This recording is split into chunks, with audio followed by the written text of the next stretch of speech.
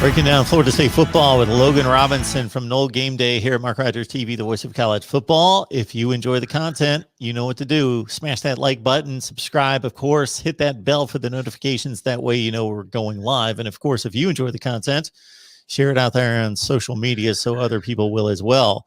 All right, Logan, we're going to run down these tight ends. And Cam McDonald is the guy with 23 catches and 2 touchdowns that everybody's looking to have an even more of a breakout season here in 21. Yeah, Cam McDonald is going to be most certainly the number one guy unless something crazy happens. But Cam McDonald is the veteran coming in. From what I've been seeing and hearing, this guy has been putting on some pounds too, looks good. And more importantly, he's become a big-time leader. This guy actually, very proud of him because not only is he putting in work on the field, but he does a lot of stuff off the field that not a lot of people know. He's a guy that he has his own business for his own profit that he does for fundraising for homeless people. And it's a great thing that he's doing. So it's proud to be, you go to Florida State. I'm going to Florida State. I'm proud to see a guy out there doing extra. And he doesn't really talk too much about it, but just talking about him on the field and as a leader, it's going to be huge. Mike Norvell has been trying to change this culture inside this locker room since his arrival. And we've seen some few guys leave that might have not been so great in the locker room. This guy right here is going to be great. I'm sure he and Mackenzie Milton have been putting in a lot of work together. He's 6'4", 238, coming from California. He's your true veteran coming in. It'll be interesting how Florida State's going to utilize him once again. He made some great catches last year, but the thing with this, which we're going to start getting into, because I know we're going to talk some running back or wide receivers soon too, is the difference in how this offense is going to work. Because Florida State last year, there was not really a big passing attack. This was really based behind Jordan Travis. You're bringing in Mackenzie Milton, who is going to be throwing the ball a lot, and these tight ends are going to love it. So this is where Cam McDonald, I think you're going to see his name thrown around a lot more this upcoming season, and I'm here all for it. Great guy in the locker room. Been working on his body well this offseason so far, and I think is going to have a bright spring. Jackson West is already on campus as a true freshman in that 21 class, 30th rated tight end out of Huntsville, Alabama, 3-star. But beyond the metrics, the stats, the ratings, the scouting reports coming out of high school, you really like what you're hearing about him. Yep. Jackson West has been the number one guy from the texts I've received since the tour of duty. Everybody's excited to see him. The coaching staff, for some reason, is in love with him. I think he's put on, I believe Nate told me, like 25 pounds, 20 or more pounds, might be more, but 20 or more solid pounds on him since his arrival, I believe in January as an early enrollee. You got to watch out for him. He's the number one guy to keep an eye on coming into the spring across all position groups. So that's saying something from what I've been told.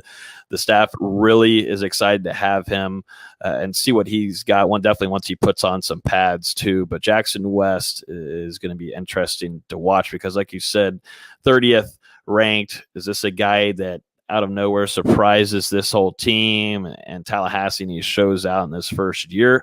We'll see. But Jackson West, a name to look out for heading into spring practice next week. Logan, I think you told me that there's basically 6 tight ends in the mix on the roster.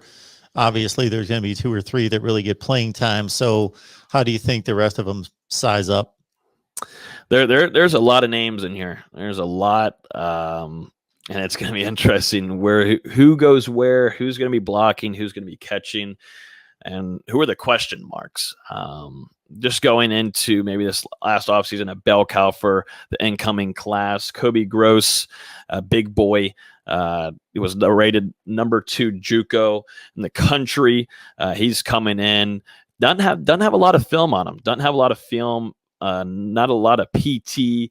I remember interviewing him on our podcast and, saying, he had to go the JUCO route because he just really wasn't with it mentally. He had to work on himself. He had to focus on school, and he's hit a whole 180 in his stride there. That's someone that I'm looking forward to watching once after spring is. I believe he's going to be coming in the fall. He's a guy where this room is going to want to have, because he's been working out a lot with guys this off season. And taking care of his body. So Kobe Gross is kind of a question mark for me, along with Carter Boatwright. I'm interested to see where his playing time comes this upcoming season. For right now, blocking and catching, I'd put probably Preston Daniel, walk on. A lot of people around the program are expecting him to get a scholarship. He played a good amount of games last year, primarily in blocking schemes. But we do remember the play against Duke, where Florida State and Mike Norvell were budged in almost in their own red zone, blocked up there, and Preston Daniel came through, and they played a little trickery play and took it for about 30, 35 yards. So Preston Daniel, I still think, is going to be primarily used as a blocker. Jordan Wilson, I think, is a 50-50 guy on blocking and catching here. Jordan Wilson transferred from UCLA. Achilles injury, I think around this time, it was around spring camp or whenever they were trying to have spring going on. Jordan Wilson suffered an injury, so we didn't get to see him last year. But this is a gigantic dude, big boy. That's why I'm putting him more, probably 70% blocking, but we got to see where Thomason and Mike Norvell use him. And then going to catching, it's definitely going to be McDonald, and I think Wyatt Rector here. Wyatt Rector, I think, has some of the best hands on the team, and I think he's going to be right behind McDonald if we're looking at passing schemes for some of these tight ends. So I think there's a good amount of question marks for guys behind your two leaders between McDonald and Preston Daniel, because still got to see what Jordan Wilson, what they work with him, and where they put him. But I think you're solidified with McDonald as your number one catching guy, and then Preston Daniel as a blocking guy. And Preston Daniel is a walk on. So I wouldn't be shocked after spring if he stays steady and we see some growing there for him too, if he doesn't receive a scholarship. And with Jordan Wilson, he's a guy that's already shown that he can produce at the Power 5 level at UCLA. Like you mentioned, even going back to his freshman season in 2017, he caught 16 passes that year and a couple touchdowns, and he's got 25 catches in his career, 244 yards. So some experience, and a guy that, once he hits the practice field, obviously Mike Norvell and his staff's going to do their own evaluation, but they know, hey, this guy played at UCLA and he produced a little bit, so he can play.